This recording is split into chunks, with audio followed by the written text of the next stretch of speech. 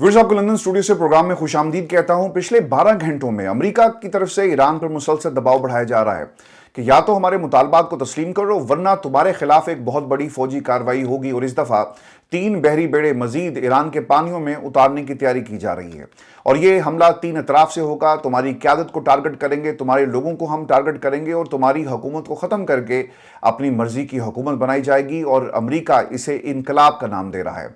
America Iran से मुतालबा क्या कर रहा है? ईरान को मुसलसल वार्न कर रहा है कि अपने न्यूक्लियर प्रोग्राम को रोल बैक करो, अपने मिसाइल सिस्टम का एक्सेस हमें दिया जाए ताकि हम ये जांच सकें कि तुम्हारे आर्सेनल में किस किस्म के मिसाइल मौजूद हैं और उन्हें किस तरह ख़त्म किया जा सकता है और तुम्हें इसको भी ख़त्म करना होगा। और अमेरिका ये भी चाहता है कि इस चीज़ की भी जांच पड़ताल की जा सके कि ईरान ने ये टेक्नोलॉजी हासिल कैसे की, किस मुल्क ने उनकी मदद की ताकि उनके खिलाफ भी एक महाज खड़ा किया जा सके। अब क्या ईरान अमेरिका की तमाम बातें मानेगा और क्या एक्सेस दिया जाएगा? अगर एक्सेस दे दिया गया तो इसका मतलब ये है कि ईरान अमेरिका के आगे सर झुकाने पर मजबूर हो गया। हालात इस तरफ जा रहे हैं कि अमेरिका के मुज़ाकरात की जो ऑफ़र है वो एक हद तक कबूल की जाएगी।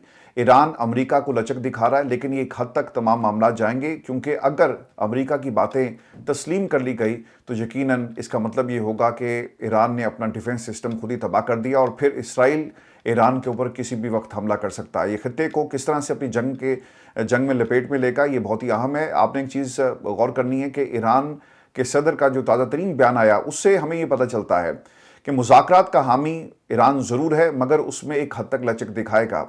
और अगर डिफेंस सिस्टम तक बात आई तो इन तमाम चीज़ों को किसी सूरत भी कबूल नहीं किया जाएगा जो मुतालबात मुसलसल अमेरिका की तरफ से किए जा रहे हैं। दोस्तों, इनकलाब ईरान की 47वीं सालगिरह के मौके पर दारुल हुकूमत तेहरान की आज़ादी स्क्वायर पर ईरानी सदर मसूद पेशकान ने दो टोक ऐलान किया कि ईरान अपने जोहरी प्रोग्राम पर हद से ज़्यादा मुतालबात के सामने नहीं झुकेगा और ना ही ज़रूरत से ज़्यादा मुतालबात तस्लीम करेगा, जारियत के सामने भी कभी नहीं झुकेगा। उन्होंने ये भी कहा कि हम खित्ते में अमन कायम करने के लिए हमसाया ममालिक के साथ अपनी पूरी ताकत से मुज़ाकरात जारी रखे हुए हैं। अब देखेंगे जो मुज़ाकरात का मामला है, ये जोहरी प्रोग्राम पर जाने से पहले मैं आपको एक चीज़ इसमें ऐड कर दूँ कि ईरान ने अपने हमसाया ममालिक से सफारतकारी के ज़रिए उन्हें उनकी हमायत हासिल करने की कोशिश की।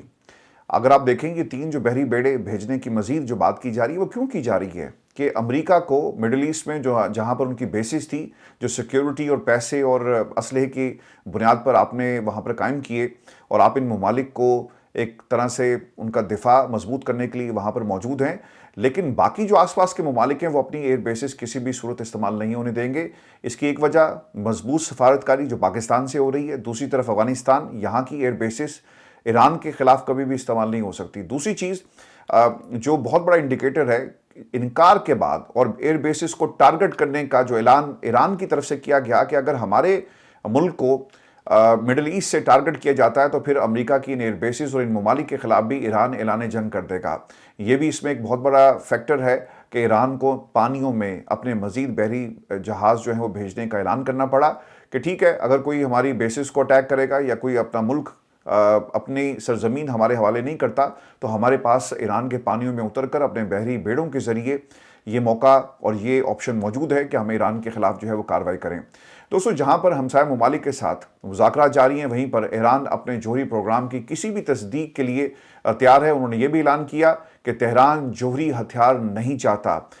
ये कह रहे थे कि आप ठीक है, अगर आपने जो यूरेनियम अफसूदगी का मामला इसे आप रोल बैक करना चाहते हैं आप कर दें, हम एटम बम नहीं बनाते, लेकिन हमें बदले में कुछ गारंटीज़ चाहिए। वो गारंटीज़ क्या हैं? ईरान सिंपल सा एक सवाल ये कर रहा है कि आप हमारे ऊपर जो सैंक्शंस हैं इन्हें ख़त्म कर दें।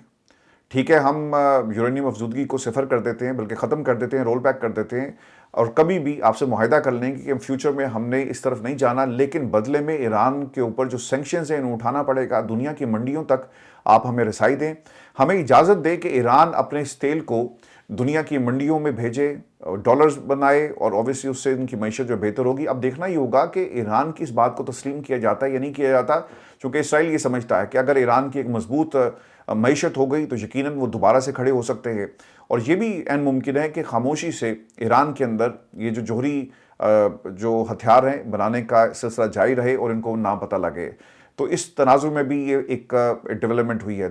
और दूसरी जानिब सदर ट्रंप मुसलसल ये दबाव बढ़ा रहे हैं, धमकियाँ दे रहे हैं और उन्होंने जो रास्ता इख्तियार किया वो धमकियों का रास्ता है। डोनाल्ड ट्रंप ने एक इंटरव्यू दिया जिसमें वो कहते हैं कि मशरिक़ वस्ता में दूसरा त्यारा बरदार बहरी जहाज़ भेजने पर गौर किया जा रहा है। ट्रंप का ये बयान एक ऐसे वक्त में सामने आया जब अमेरिका ईरान के नए तनाज़े को रोकने के लिए मुज़ाकरात दोबारा शुरू होने जा रहे हैं, इसकी तैयारी की जा रही है। और डोनाल्ड ट्रंप इंतज़ामिया पहले ही एक त्यारा बरदार जहाज़ USS इब्राहिम लिंकन खित्ते में तैनात कर चुका है। इसराइली मीडिया को दिए गए एक इंटरव्यू में ट्रंप ने यह भी कहा कि अगर ईरान के साथ मामला और मुआहदा तय नहीं पाता तो अमेरिका को इंतहाई सख्त इकदाम करना पड़ेगा। ट्रंप ने यह भी कहा कि या तो हम मुआहदा करेंगे या फिर हमें बहुत सख्त कदम उठाना होगा। मशरिक़ वस्ता में दूसरा त्यारा बरदार बहरी जहाज़ भेजने पर भी गौर किया जा रहा है। और व्यूअर्स, मैं आपको ये बता दूं कि अमेरिकी हुकाम के मुताबिक एशिया में मौजूद USS जॉर्ज वाशिंगटन और अमेरिका के मशरिक़ी साहिल पर मौजूद USS जॉर्ज H.W. बुश त्यारा बरदार जहाज़ इस हवाले से मुमकिना उम्मीदवार है। तहम दोनों को मशरिक़ वस्ता पहुंचने में कम से कम एक हफ्ता लग सकता है। और पेंटागन की जानिब से कैरिबियन में मौजूद USS जेराल्ड फोर्ड त्यारा बरदार जहाज़ की तैनाती का भी इम्कान है। तो अमेरिकी सदर डोनाल्ड ट्रंप और जो नेतन्याहू की मुलाकात हुई, इस पर तमाम फैसले किए गए और अमेरिका की पॉलिसी ये है कि ईरान के ऊपर दबाव बढ़ाया जाए, फौजें इनके सर पे खड़ी की जाएं और मतलब की डील ये टेबल से लेकर उठें। तो ताकत की बुनियाद पर तमाम फैसले किए जा रहे हैं। और अगर ये फैसले डोनाल्ड ट्रंप की जो मेज़ है इस पर बैठकर नहीं होते, मुज़ाकरात की मेज़ पर ये फैसले अगर हतमी शक्ल हमें इनकी कोई नज़र नहीं आती, तो यकीनन अमेरिका ईरान के ऊपर 3 अतराफ से हमला करेगा और ये बहुत ही लीथल हमला हो सकता है। इसमें मैं आपको एक बात ये बता दूं कि अगर ईरान ने इनका कोई एक बहरी बेड़ा भी तबाह करने में कामयाब हो गए तो ये अमेरिका के लिए और अमेरिका की सियासत के लिए, ख़ासतौर पर डोनाल्ड ट्रंप के इलेक्शन और फिर इनके फ्यूचर के लिए एक बहुत बड़ा मसला बन जाएगा कि आप दुनिया में जंगें ख़त्म करने की बात कर रहे हैं लेकिन आपने अपने जहाज़ों को वहाँ पे तबाह व बर्बाद करवा दिया। और बदले में आपको क्या मिला? वो जंग जो अमेरिका की नहीं थी, वो इसराइल की जंग थी और इसराइल के साथ आप जो है वो एक बड़े भाई का किरदार अदा करते आए। और किस बुनियाद के ऊपर आपने इसराइल की जंग को अपनी जंग बनाकर ईरान के ऊपर हमला कर दिया? दोस्तों, व्हाइट हाउस में मुलाकात हुई है नेतन्याहू की और डोनाल्ड ट्रंप की, जिसके बाद मीडिया से गुफ्तगू में सदर ट्रंप ने यह भी कहा कि कोई ठोस चीज़ तय नहीं पाई। उन्होंने नेतन्याहू को यह भी बताया कि ईरान से डील तरजीह है, डील नहीं होती तो देखेंगे कि मुज़ाकरात का क्या नतीजा निकलता है। ट्रंप ये भी कहते हैं कि पिछली बार ईरान ने फैसला किया था कि डील ना की जाए, इसके लिए ये बेहतर है कि वो डील करे। फिर उन्हें मिडनाइट हैमर बमबारी का सामना करना पड़ा था, वो उनके लिए अच्छा साबित नहीं हुआ।